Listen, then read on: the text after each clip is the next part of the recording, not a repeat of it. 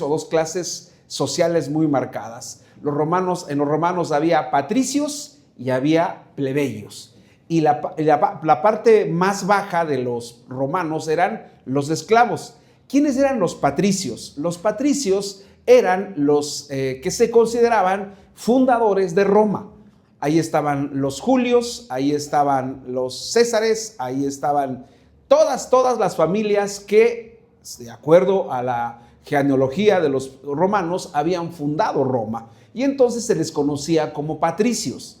Después de los patricios estaban los plebeyos. Los plebeyos era gente que era ciudadano romano, pero que no habían fundado Roma y en consecuencia les estaba cercenado o les estaba prohibido o no podían acceder al gobierno de Roma. Patricios y plebeyos. Luego venía la multitud de personas de Roma que eran los esclavos. Entonces, cuando comienza la predicación del apóstol Pablo, Roma tiene estas clases sociales muy marcadas. Hoy en día ya no están tan marcadas, las clases sociales no están marcadas, aunque persiste este problema que todos los seres humanos tienen, que es el de el racismo, que es el de la exclusión, que es el de la xenofobia. La xenofobia, ¿qué es la xenofobia? La xenofobia es el desprecio, el rechazo a los extranjeros. Es decir, nosotros hay personas que no pueden ver a una persona que no sea de su tierra porque piensan que no debería de estar ahí. Este problema está latente, muy fuerte ahorita en Estados Unidos y en Europa. Entonces, el apóstol Pablo va a sentar las bases de lo que después sería los derechos humanos. ¿Por qué? Porque los esclavos en la época de Roma no tenían ningún derecho. Bien, comenzamos. Son bienvenidos todos al estudio de este domingo 15 de febrero del año 2025. Bienvenidos todos. Estamos en nuestra serie Colosenses, la suficiencia de Cristo en un mundo insatisfecho. Así se llama nuestra serie. Ya leímos nuestro texto. Nuestro texto es: amos, haced lo que es justo y recto con vuestros siervos, sabiendo que también vosotros tenéis un amo en los cielos. Bien, vamos a estudiar nuestro versículo con este título: porque nos impulsa a tratar con igualdad y equidad al prójimo. Vamos a ver estos dos conceptos que la Escritura ya manejaba hace 2000 años. ¿Cuáles? El de igualdad y el de equidad. Parece que son los mismos, pero vamos a ver. Pablo dice: amos, tratad a vuestros siervos con justicia y le dice ahí, hermanos, con rectitud, sabiendo que vosotros tenéis un amo en los cielos. ¿Cuáles son los dos conceptos que maneja Pablo? Justicia y rectitud. Y ahorita vamos a ver qué significa la palabra justicia y qué significa la palabra rectitud. Es decir, estamos en uno de los conceptos que el apóstol Pablo tenía y manejaba respecto a esta relación que los cristianos del primer siglo debían de tener entre amos y siervos. Es decir, aquí Pablo está empezando a tratar con... no eran muchos, esto era lo increíble, no eran muchos amos, eran más los esclavos, pero gobernaban los amos. Es decir, era una cosa muy ilógica y muy contradictoria. ¿Por qué? Porque no había muchos amos. Habían más esclavos, pero estaban sometidos los esclavos. Bien, pues esta manita para ahí ejemplificar dos cosas: igualdad y equidad. Vamos a estudiarlo así: porque nos impulsa a tratar con igualdad y equidad al prójimo. Punto A, para tratarlo con igualdad. Punto B, para tratarlo con equidad. Y punto C, para tratarlo como si fuéramos nosotros. Aquí el pastor se comió una S, como si fuéramos nosotros, ¿no? Así lo vamos a manejar en estos tres puntos. Porque nos impulsa a tratar con igualdad y equidad al prójimo. Punto A, para tratarlo con igualdad. Punto B, para tratarlo con equidad. Y punto C, para tratarlo como si fuéramos nosotros. ¿Cómo tratar a una persona que depende económicamente de nosotros? cómo tratar a una persona que nosotros somos ya sus patrones o somos sus empleadores. Es bien interesante la historia y es muy aleccionadora cuando nosotros nos acercamos a ella y conocemos los países que fueron colonialistas. Por ejemplo, hay una gran contradicción en el capitalismo. Por ejemplo, Francia, hermanos, Francia es la nación que acumula en Europa más oro que todos los otros países. Es el que más oro tiene. El banco francés es el que tiene más oro. Y Francia no tiene una sola mina. No hay minería en Francia. Y la respuesta, ¿dónde está? ¿Por qué tienen tanto oro? Porque expoliaron, porque explotaron África. De hecho, cuando ustedes descubren, la única colonia que tuvo Francia en América Latina fue el país de Haití. Cuando Haití se libera de la opresión o del dominio francés, los franceses le imponen una multa a los haitianos que tienen que pagar en 100 años para que puedan ser libres.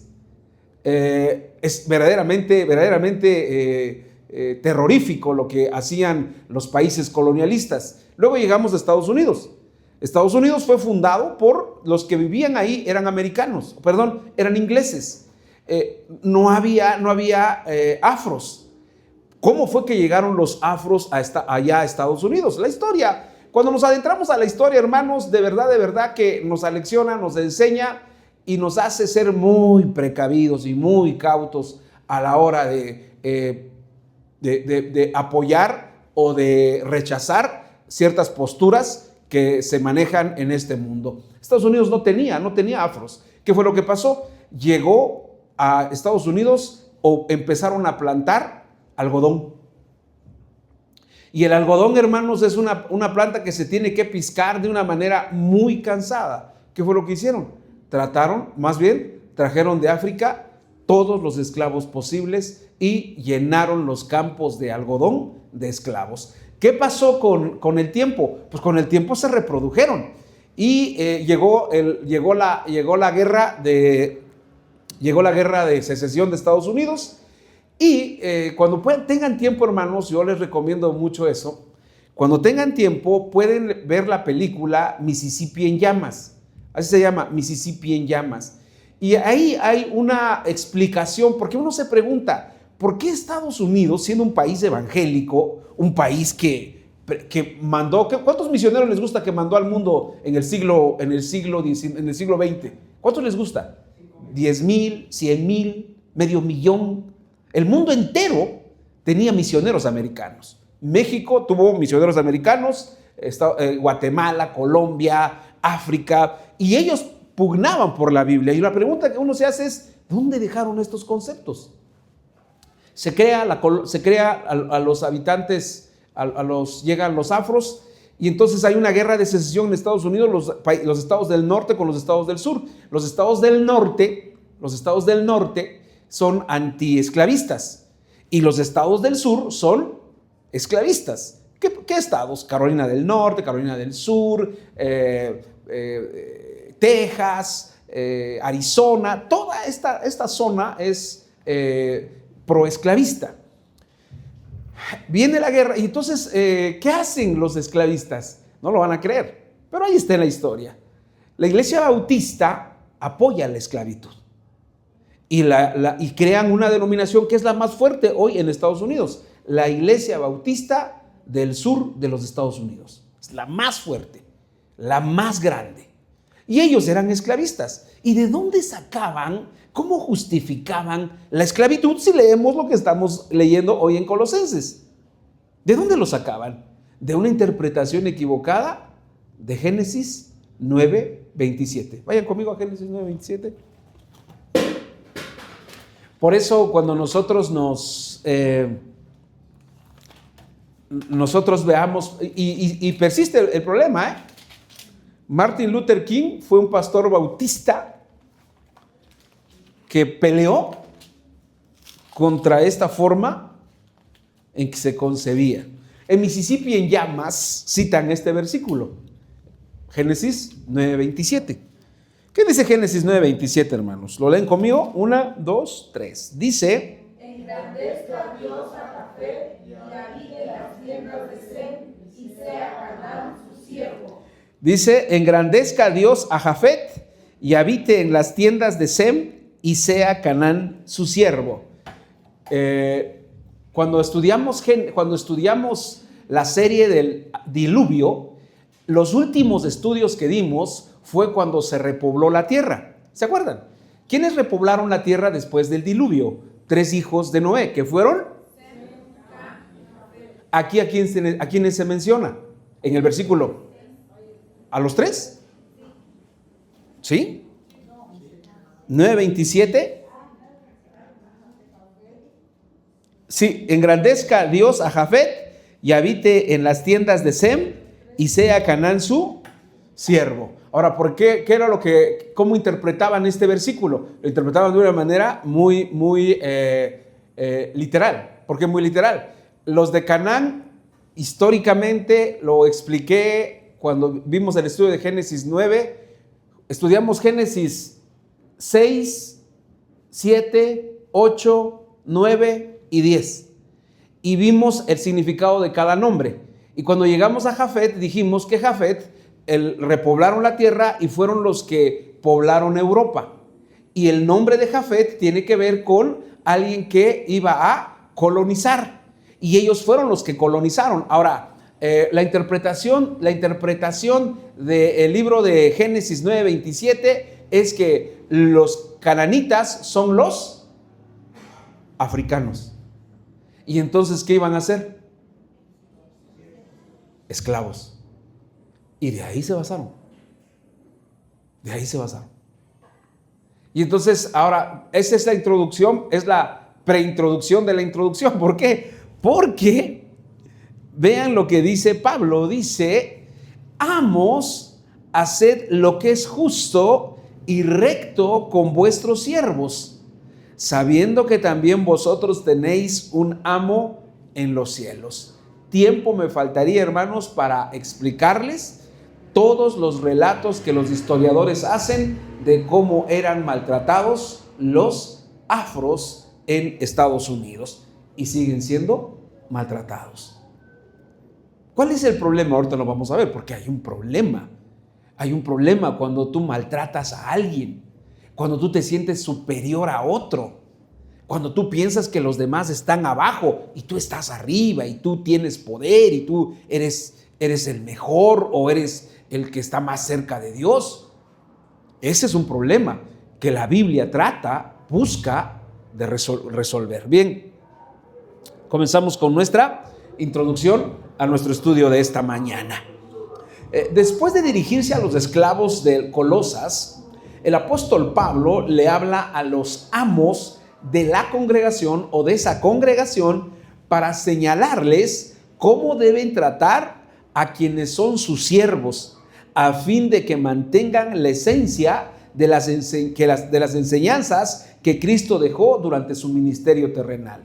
Es decir, hay una relación. Los seres humanos somos seres,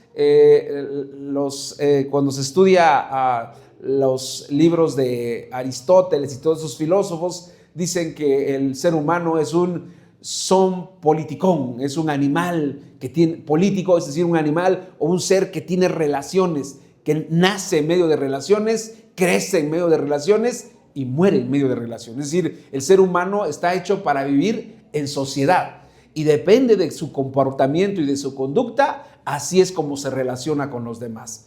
Por ejemplo, nosotros, ¿por qué se manda a los niños, dicen los pedagogos, por qué se mandan a los niños a la escuela? Se mandan para que socialicen, para que sepan que hay un mundo y que hay otros que son como él, y ahí vaya aprendiendo a comportarse.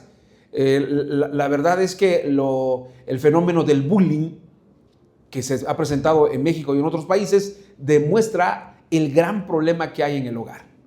¿Por qué? Porque lo que sucede, lo que hacen los hijos fuera de casa, es lo que se ven en casa. Esa es una ley. Y dicen muchos, es que aquí no pasa nada. Pues por eso, porque no pasa nada. Por eso lo hacen todo afuera. Y hacen lo que ven ahí. Cuando usted ve a un niño, un adolescente, conducirse, pues lo que va a hacer ese adolescente, ese niño, es lo que ve en su casa. No culpe a nadie. No culpe ni a los tíos, no culpe a la escuela, no culpe a la iglesia, porque lo que sucede ahí, lo que hace un niño, una niña, es lo que ve ahí. Ahora, Pablo quería que en la iglesia las relaciones entre las personas tuvieran unos conceptos o tuvieran una serie de requisitos para que se pudiera llevar a cabo, porque si no, pues no iba a sobrevivir la iglesia. Los amos, hermanos, pertenecían generalmente a la clase social más alta de Roma. Su condición económica era holgada porque tenían muchas tierras que sus esclavos trabajaban, y para cuando Pablo predicó en la ciudad de Colosas, tanto amos como esclavos creyeron en Jesús. Aquí la pregunta era, ¿cómo voy a tratar a alguien que está en la iglesia? Me acuerdo una ocasión cuando yo andaba en el mundo. Estaba yo en el bachillerato y me peleé con un compañero. Nos dimos hasta para llevar en el salón. Todos nuestros compañeros dijeron, ya nos dimos, pero como si no quedara nada más en este mundo. Después, como a los 6 meses me convertí, me hice cristiano y ya nos empezamos pues yo cambié porque Cristo puso su ADN en mi vida y cambié. Entonces este amigo con el que me agarré allá me dijo, Porfirio, ¿qué te pasó? Porque veía que me insultaban y yo ya no contestaba, me decían de groserías, de majaderías, me decían, ya no contestaba. Y me decía, entonces él se acercó y me dijo, oyes, ¿qué te pasó? Cuéntame. Y le hablé de Cristo y se convirtió. Después, los viernes que había oración en la iglesia, terminaban las clases del Cebetis y los dos nos íbamos a la oración. Y nuestros compañeros se burlaban de nosotros. Mira, dice, los que se estaban matando en el salón ahora se van juntos. ¿A dónde van? A la oración, dicen. Pecador, ya nos empezaban a decir de cosas. Ok, cuando se llega a la iglesia, pues yo no me imagino cómo llegaba el amo con el esclavo. Entonces Pablo quería resolver un problema de allá. Porque ¿cuál es el problema, hermanos? Y yo quiero ser muy enfático en esto. No podemos ser diferentes en la iglesia que en la casa. Por vida suya, no le haga daño a la gente, no se haga daño a usted. Sea el mismo aquí en su casa. Si aquí aterciopela la voz, hermano, hermana, así aterciopele la voz en su casa. Hermano, porque los que estamos en la casa y todos los que vienen a la iglesia somos hermanos. Alma es mi hermana. Miriam es mi hermana, Raquel es mi hermana. Son mis hermanas en Cristo. Y no, imagínense yo decir, ay, aquí a Miriam, ay, mi hija, y allá en la casa, ¡órale, vete! No sea así. No sea así. Porque la gente nos ve. Yo tengo unos vecinos que están allá arribita. Ahí están. Y me ven. Y a usted, ahora, pues cámbiese de domicilio, hermano, y ponga una barda y cierre, ¿no? Pero a ustedes también los ven. Ahora, los amos, nacía de esa forma una nueva relación espiritual entre amos y esclavos. En esa nueva relación había responsabilidades que se tenían que cumplir. Lo que tenían que hacer los esclavos, ya lo dijo Pablo. Y ahora presenta lo que le corresponde a los amos a fin de que la relación no cayera en una desigualdad. Es decir, sí, los esclavos tienen cosas que hacer, pero también los amos. En toda relación, hermanos, en toda relación, los que participan en esa relación de cualquier naturaleza, ya sea de amigos, ya sea de esposos, ya sea de padre a hijos, hay obligaciones. Cada parte tiene su obligación. Hay gente que solamente le gustan los privilegios y que solamente reclama sus derechos. ¿Ha conocido gente usted así? Que solo dice, son mis derechos, son mis derechos, son mis derechos. ¿Y usted qué da? ¿Usted qué ofrece? ¿No? Yo, por ejemplo, tengo una relación con mi esposa. Mi esposa hace cosas para mí, pero tiene que haber una reciprocidad. Yo tengo que hacer algo por ella. Siempre, por lo menos estar presente en los momentos de conflicto. Los amos tenían responsabilidades de dar un trato humanitario a sus trabajadores. Pablo les da 2 acciones a favor de sus esclavos. Primera, tratarlos con justicia y con rectitud, bajo un poderoso argumento. Los amos cristianos tenían un amo también. Ese amo era Cristo Jesús, a quien debían su salvación. De las cosas más tristes que hay en este mundo, hermanos, de las cosas más tristes, y Jesús lo enseñó. ¿Se acuerdan de la parábola de los 2 deudores? ¿Se acuerdan? El deudor que le debía una cantidad ínfima a un acreedor, y ese acreedor le dijo: ¿me pagas o te mando a la cárcel? Y él le dijo: no, por favor. Y entonces no lo perdonó, lo perdonó, más bien es al revés, ¿no? Tenía una cantidad muy grande de deuda y fue y le robó y le dijo: perdóname, y lo perdonaron y no lo metieron como esclavo. Después, esa persona tenía un acreedor, y ese acreedor le debía menos que él y le dijo: no, te vas, y lo metió a la cárcel. Y entonces, si hay algo triste en esta vida, es tratar a las personas que tienen cierto poder o que tienen cierta autoridad, y tratarlos y decirles: ay, usted, y tratar de quedar bien con ellos, y a la gente que está abajo de nosotros, maltratarla, humillarla, denigrarla, degradarla. Y lo que Jesús está diciéndole a los amos es: ustedes también son esclavos. Imagínate cómo serías si tú fueras, o cómo sería este mundo si tú fueras esclavo. De esa forma, hermanos, la esclavitud encontraba en el cristianismo uno de sus más poderosos sensores en una sociedad en la que era sumamente natural maltratar y denigrar a los esclavos, ya que los amos y dueños de criados ahora tenían que modificar sustancialmente sus actitudes ante sus siervos. Es decir, había que cambiar la forma en que se les trataba. Había que cambiar totalmente la manera en que se les veía. Porque los esclavos, hermanos, los esclavos no eran seres humanos, para acabar pronto. No tenían ningún derecho. Ellos, hay una serie que la recomiendo solo para adultos, porque presenta la esclavitud en su más terrible expresión. Imagínense, hermanos, cuando el esclavo, cuando el amo no tenía la altura para montar un caballo, el esclavo se tenía que agachar, ponerse al lado del caballo en cuclillas, o más bien agacharse, y el amo pisaba sobre su espalda y se subía al caballo. Era la más decente manera en que trataban a los esclavos. Pero hay otras que son terribles. Y en esa serie, la serie se llama Roma precisamente, en esa serie se retrata perfectamente cómo vivían los esclavos. No valían nada. La razón poderosa que les presenta es irrefutable. Ellos son siervos, ahora de un amo que está en los cielos. Ellos también son esclavos con un Señor al que deberán rendir cuentas, y que habrá de juzgarlos de acuerdo a lo que hicieron durante su paso por este mundo. Estaba yo leyendo, fui a la librería del centro, a la Graña en Porrúa, y me encontré un libro de humanismo, y era una reflexión por día.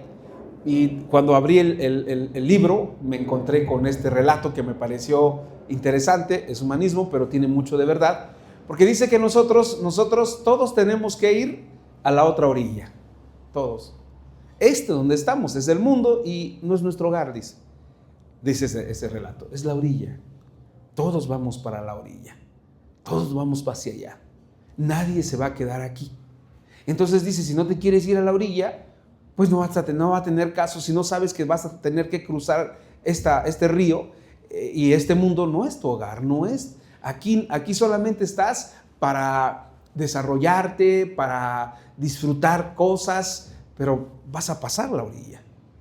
Tienes que ir a la otra orilla. Entonces, la recomendación, ¿cuál es? Pues procura que tu paso y tu estancia de este lado de la orilla, pues esté bien. No te confrontes, no te pelees. Procura llevar tu vida lo más tranquilo posible, porque vas a esa orilla. Todos vamos a esa orilla, ¿no? Dije, caray, está interesante, ¿no? Lo iré a comprar, pero vi el precio y dije, a la otra, ¿no? El principio, hermanos, que Pablo está enseñando es el que aprendió de Jesús. Trata a los demás como quieres que te traten a ti, ¿no? Por ejemplo, tratemos bien a nuestros hijos, ¿no? Yo trato a mis hijas lo más delicado posible. ¿Por qué? Porque cuando llegue yo a la casa de mi yerno, si no la está tratando así, pues yo le voy a decir, ¿qué pasó? Sobre todo a ella, yo no te traté así. Tú no viviste así conmigo. Pero imagínate, lo maltratas, no le das de comer, lo mandas como sea. Pues cuando llegues con tu nuera o tu nuera o tu yerno, ¿no? No es nuero, ¿no? Ni es yerna, ¿no? Tu nuera o tu yerno. Yo no, pues no vas a... Pues no, ¿con qué autoridad vas a decir, yo no traté así? Pero si te trataron bien, con toda autoridad. Yo te traté bien. Tratemos a los demás como querramos que nos traten a nosotros. Punto número A. Ya me apuro, hermanos, porque ya voy media hora. Imagínense. Si seguimos así, usted se va a ir casi muriéndose de hambre de acá. Para tratarlo con igualdad. La palabra justicia que usa en este verso Pablo procede del griego isótes, que literalmente significa igual. ¿Se acuerdan del triángulo isósceles? ¿Cuál es el triángulo? A ver, vamos a hacer un repaso de matemáticas. Rápido. Les prometo que no nos tardamos más que 2 minutos. ¿Cuál es el triángulo equilátero? 3 lados iguales. El triángulo isósceles, 2 lados iguales. ¿Y el otro triángulo cuál es? El escaleno. Gracias, hermanos, por recordarnos. ¿Y el escaleno qué? ¿Cuántos lados tiene? Ok. Ahora, el triángulo isósceles tiene 2 lados iguales. La palabra justicia que utiliza Pablo es la palabra griega isotes. De ahí viene la palabra isósceles, que significa 2 partes. ¿Qué es lo que le está diciendo Pablo entonces a los amos? Traten a sus esclavos como si fueran 2 partes iguales. ¿Sabes? Para llegar a ese nivel de tratar a las personas como si fueran con nosotros, es un proceso sumamente largo y doloroso. Porque a veces nosotros tratamos a los demás los tratamos como, no sé, como si fueran cualquier cosa. Los tratamos con una actitud. ¿Cuál es la actitud con la que tratamos a la gente? Cuando tenemos mucha soberbia, cuando tenemos mucho orgullo, tratamos a los demás como de arriba hacia abajo. Y lo que Pablo está diciendo es que traten a los demás con igualdad, como si fueras tú. Deriva del término isos, que ya vimos, que se traduce como igual y expresa una reciprocidad, es decir, un ir y venir o un dar y un recibir equilibrada. Se traduce también como justicia, como lo vimos en este texto, o paridad en condiciones o en proporciones. En el contexto del derecho griego antiguo, hermanos, se refería a la igualdad de derechos, mientras que en la literatura bíblica denota equidad, que vamos a ver más adelante. Es decir, el apóstol Pablo está diciendo, señores, amos, ustedes deben tratar a sus esclavos como iguales. Ustedes son los amos, ellos son los esclavos, pero hay que darle un trato igual. Y esto era una cuestión sumamente compleja, porque ¿a qué estaban acostumbrados los amos? A mandar. De hecho, Jesús, una de sus parábolas una parábola tiene que ver con la de los siervos, ¿no? Dice, el siervo, cuando el amo llega a la casa, al siervo le dice, lávame los pies, arregla esto, dame de comer, y hasta el final comes.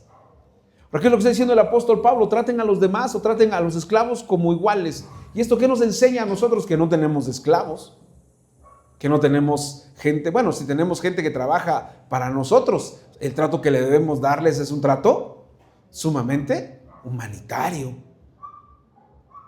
¿no? Es decir, el apóstol Pablo lo que está planteando es algo muy, muy importante para la clase patronal, dirían los sindicalistas o los obreros, ¿no? Que se les trate igual, que se les trate de una manera igualitaria, paritaria. Es decir, sí, ellos, porque al final de cuentas, ¿quiénes eran los que producían los bienes del amo? Pues los esclavos. Eso quiere decir que Pablo le estaba pidiendo a los amos tratar a sus esclavos de una forma equitativa. Es decir, no cargarles la mano, como decimos coloquialmente en Oaxaca. No llevarlos a una posición indigna en la que las personas fueran, o en que su persona fuera sobajada como si se tratara de animales y no de personas, y sobre todo de creyentes. Sirve aquí esto, miren, la semana pasada, casi toda la semana, se habló de lo que sucedió el 5 de febrero en Querétaro con el ministro presidente de la Suprema Corte de Justicia de la Nación, que como siempre, en Oaxaca siempre vamos a hacer escándalo, para bien y para mal. Es de Oaxaca, Hugo Ortiz Aguilar. Una cámara indiscreta, creo que fue el canal de Televisa, graba cuando uno de sus asistentes le está limpiando los zapatos. Y se hizo un escándalo enorme. ¿Por qué? Primero, porque era mujer. Segunda, porque no corresponde que una mujer haga eso. Y luego se hizo más escándalo porque él, en lugar de decir, sí, creo que estuve mal, no debí haberlo hecho, dice, no, es que le cayó nata con café a mis zapatos y ella le tiró nata con café. ¿Alguno de ustedes ha tomado nata con café, hermanos? ¿Qué sabrá eso? Bueno, pero al presidente le tiraron nata con café. Ahora, digo eso porque lo que Pablo está planteando es que a los esclavos se les debería tratar de manera digna. No debería de maltratarse su autoestima. Lo más terrible que puede suceder en este mundo es que en un trabajo al que vayas, lesionen tu autoestima, dañen tu autoestima. Pero lo más infernal que puede haber es que en una iglesia a las personas no se les respete su autoestima, no se valore su persona. Lo más valioso de la iglesia son ustedes, mis queridos hermanos. Ustedes son lo más valioso. Y se les debe respetar su autoestima, su identidad, su forma de ser. Algunos hermanos que vienen del mundo, pero sacados casi a fuego y llegan a la iglesia y se les debe tratar así, con decoro. Si bien la esclavitud ha dejado de existir, la idea de superioridad persiste en este mundo. Y si no, vean lo que está pasando en Estados Unidos. ¿Cuál es el problema de Estados Unidos? El problema de Estados Unidos es que hay un gran conflicto de carácter racial.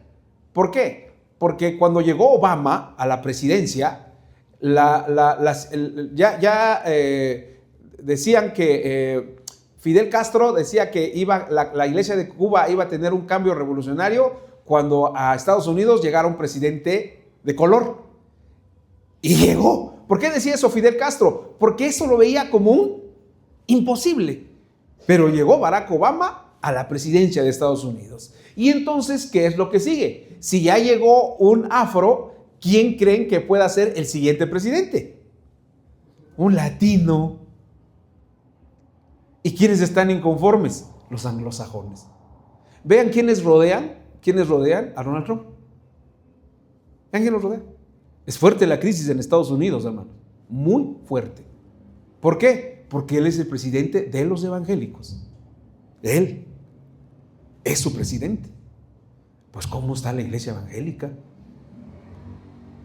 La iglesia evangélica no ha dicho nada de las verdades del ICE. Uno que otro pastor ha dicho algo. Pero todos parecen. Imagínense, detuvieron a un niño de 5 años. ¿Dónde se ha visto eso? ¿Dónde? Y nadie de los que deben de hablar dicen algo. ¿Cuál es el problema que hay? Un problema de superioridad. Ahora, Pablo hace 2000 años dijo que a los esclavos se les debería de ver con igualdad, como si fueran ellos. Las enseñanzas de Pablo sobre la relación entre los esclavos y los amos fueron extremadamente revolucionarias para su tiempo. Sin proponérselo, estaba sentando las bases de los derechos humanos que se han abierto paso poco a poco, lentamente y a veces todavía con resistencias. Estados Unidos por mucho tiempo intervino en todos los países, hermanos. Estados Unidos intervino en todos los países, en Panamá, en África, en Asia, intervino, estuvo ahí en Vietnam, país que usted mencione, ahí estuvo Estados Unidos, y blandía o manifestaba o exhibía los derechos humanos. Decían, ese gobierno lo vamos a derrocar porque viola derechos humanos. Hoy Estados Unidos es una caricatura violando los derechos humanos de sus propios ciudadanos. Ahora, Pablo, cuando habla de tratar con igualdad a los esclavos, estaba sentando las bases para que la sociedad de este mundo o las sociedades de este mundo fueran humanas y fueran cristianas.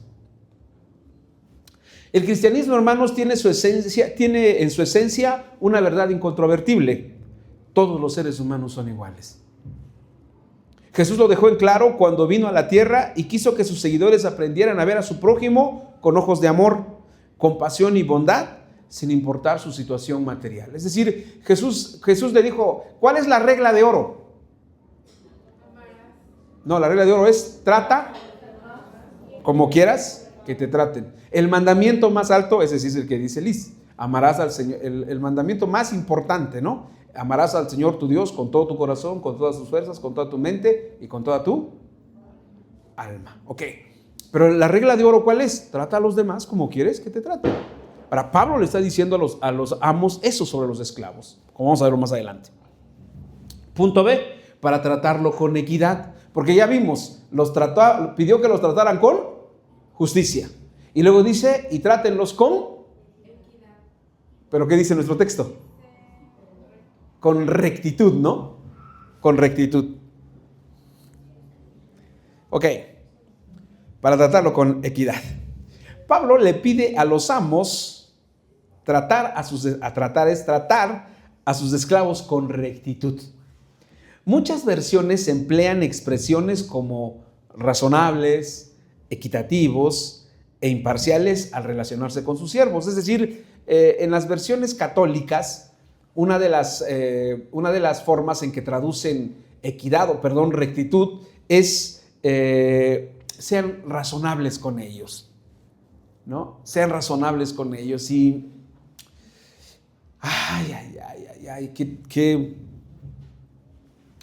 qué tarea les dejó Pablo a los amos. Porque cuando tú te sientes dueño o te crees dueño de algo, pues tú lo tomas como propiedad. No tienes que pedir permiso. Y lo que le está diciendo Pablo a los amos es, sean razonables con ellos. Hay otra película que retrata también mucho la forma en que los americanos veían a los afros, aparte de Mississippi en llamas. Hay otra película que creo que se llama Criadas y Señoras. También esa película la pueden ver para que ustedes se adentren un poco al tema de la servidumbre. También hay la de 10 años de esclavitud. 10 años de esclavitud. Y luego hizo una de uno de los meseros que sirvió en la Casa Blanca y que el mayordomo de la Casa Blanca. Todas estas películas nos muestran cómo la relación entre esclavos y amos, a pesar de que en Estados Unidos ya no hay esclavitud, pero queda siempre el síndrome o la raíz de la superioridad por el color. La palabra rectitud, hermanos, procede del vocablo griego dikaios, que literalmente quiere decir equitativo. Cuando Pablo pide que se trate con equidad a los esclavos, quiere que los amos comprendan la situación de las personas que tienen bajo su autoridad. Escribí esto sobre ello.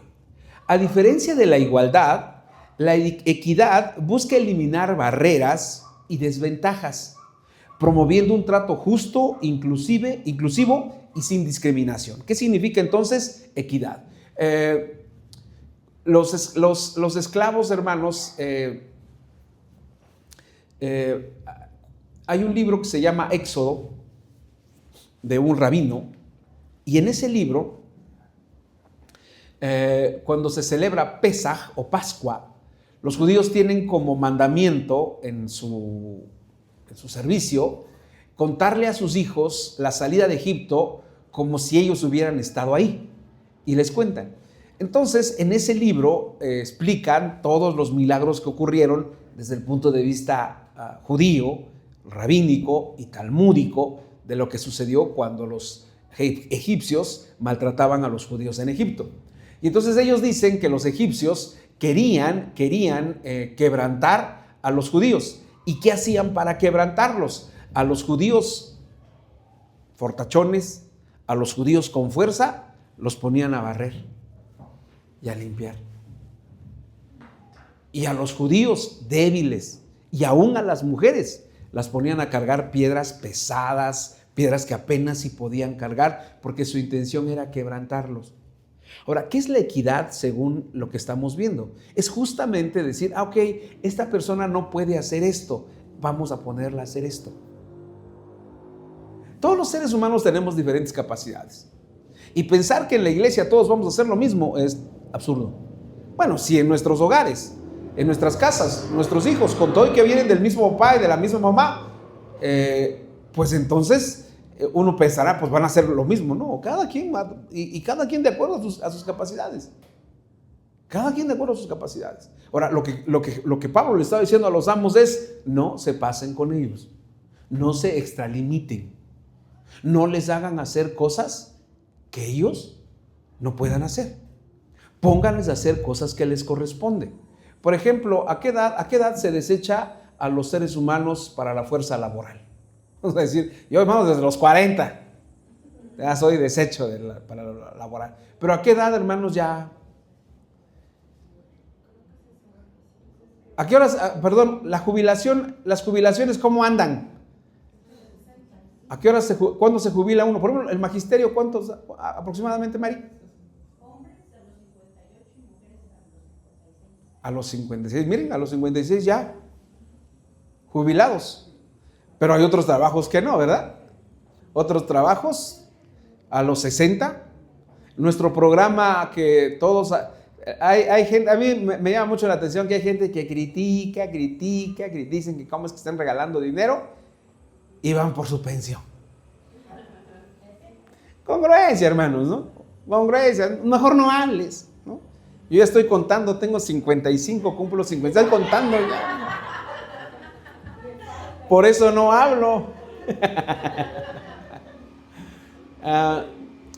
Entonces, los esclavos, pues llegaba un momento en que ya no tenían fuerza. Pues entonces, ¿qué era lo que estaba diciendo el apóstol Pablo? Trátenlos con rectitud, trátenlos con equidad. Es decir, eliminen las barreras y pónganlos a hacer algo que puedan hacer. Ahora, hay gente, hermanos, yo pienso, estoy convencido de eso, que hay gente que tiene mucha experiencia y justamente la vida de los seres humanos es triste, ¿no? Porque cuando no tienes experiencia, no te contratan. ¿Por qué? Porque no tienes experiencia. Y cuando ya tienes experiencia, ya no te contratan. ¿Por qué? Porque ya estás viejo. Imagínense cómo estamos en este mundo. Entonces, lo que el apóstol Pablo está diciendo, señores, no hagan menos a estas personas por la condición en la que se encuentran. Estaba yo, en la semana andaba yo por el Zócalo y estaba yo acordándome de nuestro hermano Carl Norton, que es misionero, ahorita anda en Guatemala, estuvo aquí en México como 7 años con nosotros y ahora anda en Guatemala. Y él, me acuerdo que me estuvo enseñando inglés como un año, venía aquí, vivía cerca aquí, y venía todas las mañanas temprano. Estuvo con Tubí y anduvimos ahí en eso. Y me acuerdo que entre las pláticas, cuando terminamos las clases, me dijo, Porfirio, en Estados Unidos, cuando una persona, por ejemplo, cuando una persona logra hackear un banco y se roba millones de dólares, lo atrapan y Estados Unidos no lo mete a la cárcel. Digo, ¿cómo? Sí, le dicen, te vamos a poner pocos años o te vamos a perdonar si nos dices cómo le hiciste para hackearnos. ¿Y qué creen que hace? Pues les dice. ¿Ellos qué aprovechan? La experiencia. Pero a veces en nuestro país, en nuestra vida, a veces pensamos que como la vejez ya está así, pensamos que no puede aportar nada. Bien, finalmente, punto C, no sé qué le pasó aquí a la máquina, hermanos, la máquina juega conmigo, para tratarlo como si fuéramos nosotros. Aquí sí está completo, como si fuéramos nosotros. Pablo le dice a los amos que deben tratar con igualdad y equidad a sus criados, porque ellos mismos son ahora esclavos de un amo que los trata con caridad, cuidado y gran amor. Tanto para amos como para amo, la palabra amos y la palabra amos, el griego utiliza la palabra kurios, que se traduce como señor, soberano y dueño. Cuando se utiliza con respecto a Dios, se traduce como Cristo o como Señor. Es decir, ¿qué está diciendo el apóstol Pablo? Está haciendo un juego de palabras. Ustedes, curios, amos, deben saber que tienen un curio en los cielos. Es decir, ustedes mismos son esclavos. Y eso, hermanos, nos hace ver la vida de una manera completamente diferente. Nosotros termino con esto. Lo que Pablo le está diciendo a los amos es que su forma para tratar a los esclavos debe basarse en que ellos mismos son esclavos de Cristo. Ver a los demás como Dios nos ve es el primer paso para tratarlos con decoro, respeto y compasión. ¿Cómo queremos que Dios nos vea? ¿No?